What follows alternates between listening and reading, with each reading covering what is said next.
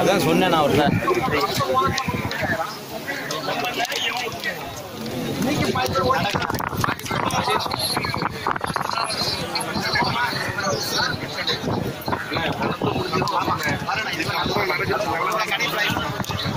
கடைசி வாய்ப்பாக பண்ணீங்க. உங்களால் என்னென்ன பண்ண முடியுமோ எல்லாம்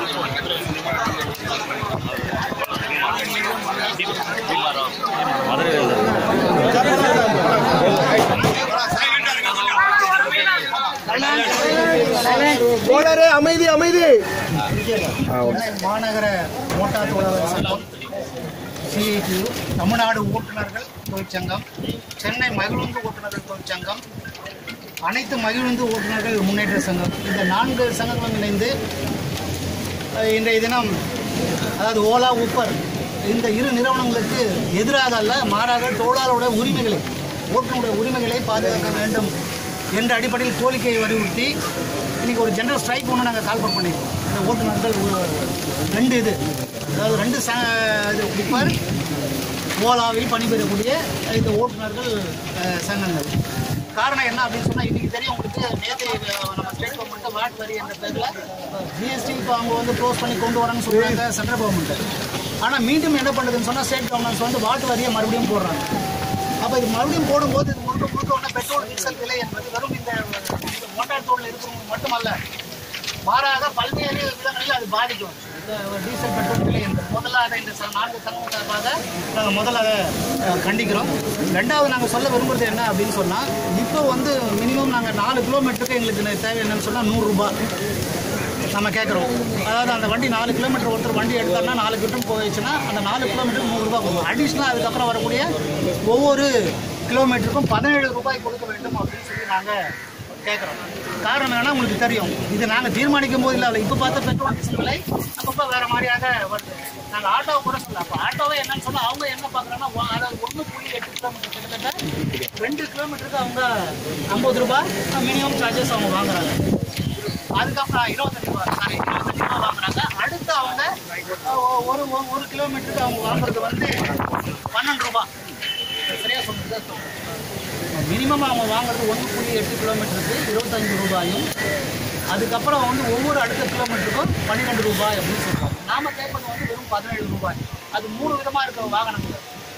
4 பேர் போகிறது இருக்குது, அப்புறம் வந்து 5 பேர் போகிறது இருக்குது, 7 பேர் போகிறது இருக்குது. அப்போ வந்து பேசஞ்சர் என்ன தேவையோ அது மாதிரி தான் நம்ம அதை பண்ணுறோம். ஏன்னா உங்களுக்கு தெரியும், இப்போ வந்து ரொம்ப குறைந்த இதில் பண்ணுறாங்க. ஆனால் இந்த 2 நிறுவனங்களும் ஓலா ஊப்பர் என்ன பண்ணுறாங்கன்னா, ரொம்ப கொடூரமாக சோழல் முறையை கடைபிடிக்கிறாங்க. இந்த மாதிரியான எக்ஸ்ப்ளாய்டேஷன் வந்து அநேகமாக எங்கே இருக்காது போகிறது. அந்த மாதிரி 100 ரூபா ஒரு ஓட்டுநர் ஒரு நாளைக்கு 400 ரூபா சம்பாதிக்கலாம்னு வச்சுக்கோங்க. 100 ரூபா அந்த 2 நிறுவனத்துக்கு 25 ரூபா 50 பைசா, சரியா சொன்னால் 26 ரூபா. இந்த ஓட்டுநர்கள் சம்பாதிக்கக்கூடிய பணத்தை கமிஷனாக கொடுக்கணும். 26.5 26.5% ஃபார் அண்டர் அதான் பர்சன்டேஜ்ல 100 தான். அதனால என்னன்னா அது கொடுக்கணும். அப்போ நான் ஒரு நாளைக்கு 400 ரூபா 500 ரூபானா நீங்கள் பாருங்கள், கிட்டத்தட்ட வந்து 125 ரூபா 130 ரூபா அந்த நிறுவனம் சொன்னால், நாம் ஓடி உழைத்து அங்கேயே பெட்ரோல் போட்டு அங்கேயே டீசல் போட்டு குடும்பங்களை மறந்து இந்த மாதிரி போட்டு நாங்கள் கடந்த 1.5 ஆண்டுகளாக கடுமையான போராட்டம், சாதாரண போராட்டமே இல்லாது.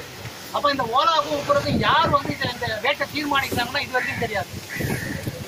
அப்போ மாநில சர்க்கார் இதுல உடனடியாக தலையிட்டு எந்தெந்த மாநிலங்கள்ல இந்தியாவில் போதோ அந்தந்த மாநிலங்கள்ல ஒரு கட்டணத்தை தீர்மானிக்க வேண்டிய கட்டாயம் என்பது இதுக்கு உண்டு.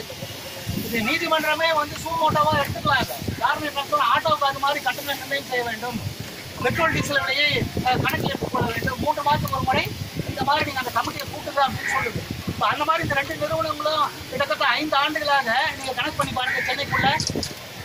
ஆனா பேசஞ்சருக்கு சுலபமா இருக்குன்ற மாதிரி சொல்றாங்க.